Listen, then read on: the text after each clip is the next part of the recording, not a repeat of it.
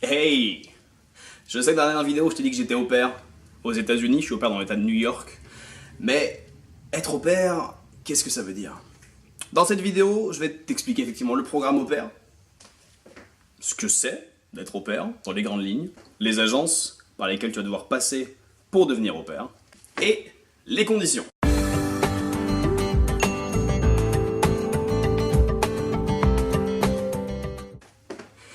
Avant de commencer, j'aimerais juste préciser quelque chose. Tu peux être au pair aux États-Unis, en Australie, en Angleterre, en France, dans beaucoup de pays différents.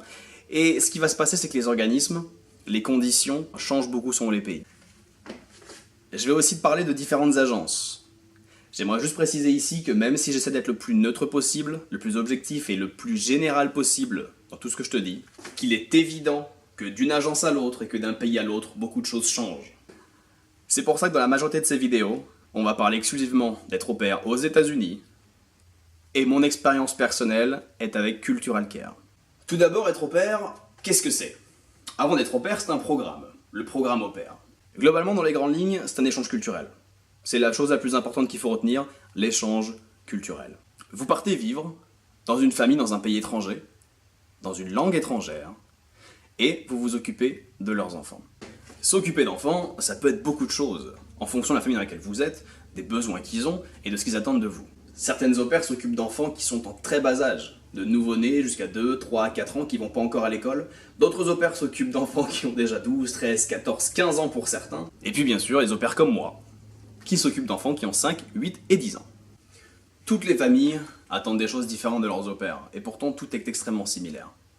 Personnellement, ma journée commence vers 6h45, je descends, je m'occupe du petit déjeuner, je m'occupe des snacks, du lunch pour les enfants, je les lève à 7h, je m'assure que tout le monde est habillé, lavé, dents brossées, cheveux coiffés, pour 7h15, 7h20, ensuite boum, petit déjeuner, 7h45, on part à l'école en voiture, 8h20, je suis libre. De 8h20 à 14h30, je fais ce que je veux. Mais quand je dis ce que je veux, si je veux dormir, si je veux regarder la télé, si je veux jouer aux jeux vidéo, si je veux faire du shopping, si je veux aller au cinéma, si je veux changer de pays, je fais ce que je veux. 14h45, on est reparti, on va chercher les enfants à l'école. 15h30, 45, on est revenu. Pendant une petite heure, on se détend, télé, jeux vidéo, etc. 17h, devoir. 18h30, dîner, 19h, je suis libre. Et même si ce format est un format qui est quand même assez populaire aux États-Unis, comme beaucoup d'enfants sont entre 5 et 12 ans, il y a d'autres pères qui ont leurs enfants de 8h à 18h. Et ouais, d'autres qui s'en occupent pas le matin, qui s'en occupent pas le soir. Il y a beaucoup de choses possibles. Bien sûr, on est aux États-Unis ici. Donc, sachant que le programme au pair c'est pour 1 an, il nous faut un visa. Et ce visa, c'est l'agence qui s'en occupe. Et globalement, pour être au pair, il y a entre 13 et 15 agences. Mais ici, on va traiter seulement de 5, qui sont à mon sens les plus grosses. Globalement, les 5 plus grosses agences dont je vais parler ici sont Cultural Care, mon agence, Au Pair in America, Calvin Thomas, Au Pair Care et Fait Rêver. Comme je vous l'ai dit, vous avez entre 13 et 15 agences, donc vous en avez au moins 10 de plus. Mais on va parler des 5 plus grosses, ce sera plus simple. Pour faire votre choix par rapport aux agences, ça c'est très personnel, vous en faites ce que vous voulez. En lien de description, je vais mettre un lien vers un tableau comparatif de ces 5 agences au niveau des prix, au niveau des services, au niveau de ce que vous pouvez attendre de chaque agence, qui a été fait par Jelly Magine. Je vous linkerai son blog aussi qui est super intéressant, il y a beaucoup d'informations là-dedans. Donc globalement voilà, pourquoi cette agence? Pour être sur le territoire américain, il vous faut un visa. Pour avoir un visa aux États-Unis, il faut être sponsorisé. Ces agences vont s'occuper de vous sponsoriser pour pouvoir avoir un visa J1 qui vous permet de rester sur le sol américain pendant 1 an.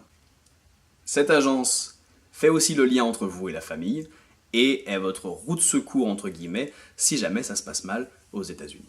Comme je vous ai dit, en tant qu'au pair, on s'occupe d'enfants, des enfants de la famille.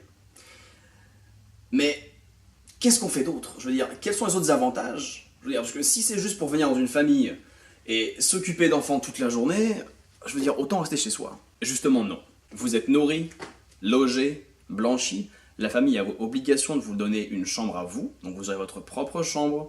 Elle ne sera pas partagée avec un enfant, elle ne sera pas partagée avec un adulte. Bref, vous aurez votre propre chambre à vous, votre dressing. Vous pourrez mettre toutes vos affaires personnelles.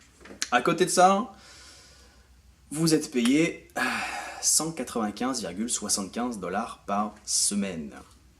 Ce qui fait la modique somme de quasiment 780 $ par mois, ce qui fait 750 €. Les avantages à être aux États-Unis, c'est que tout est à proximité. Si vous voulez prendre l'avion pour partir en Californie, vous pouvez.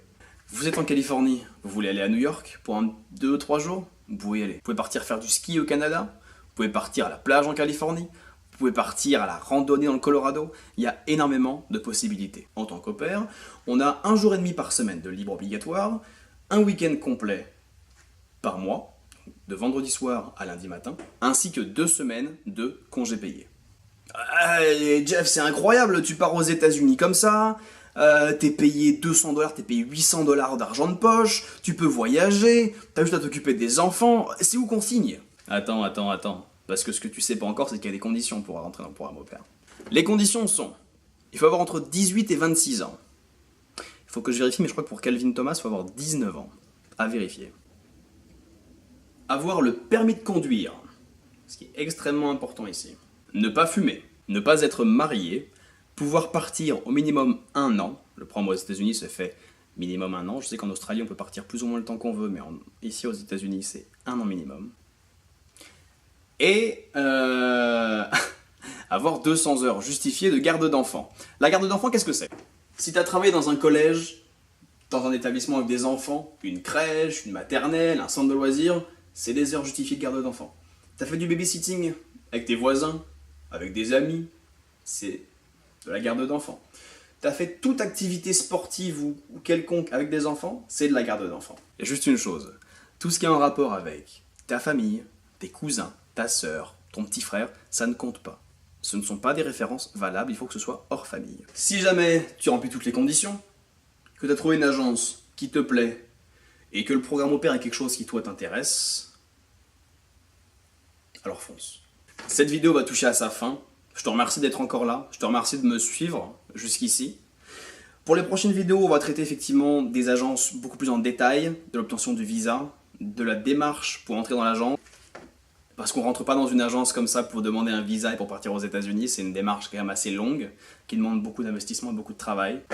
Donc on parlera de tout ça sur la prochaine vidéo à venir.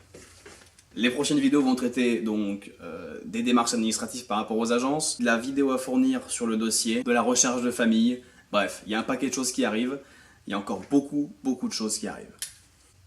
Et pour le premier fun fact aujourd'hui, je veux dire, des fun facts et des différences France-USA, j'en ai vu beaucoup.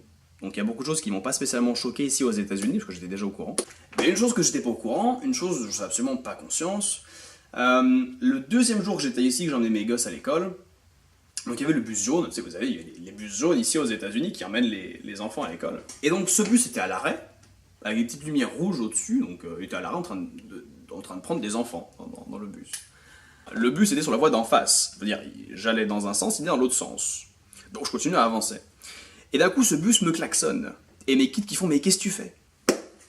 Et ce que je ne savais pas, c'est que quand un véhicule école, les véhicules jaunes, s'arrête et que les petites lumières sont allumées, c'est-à-dire qu'il prend des enfants, les deux voies s'arrêtent. C'est-à-dire que les voitures derrière lui restent derrière lui, n'avancent pas, et que les voitures avançant en sens contraire doivent s'arrêter aussi comme si c'était un feu rouge. Si cette vidéo t'a intéressé, si t'as appris quelque chose, si je t'ai pas trop ennuyé, je t'invite à lâcher un like, je t'invite à partager un maximum, c'est super important, et à t'abonner si jamais tu veux d'autres informations. Allez, bisous.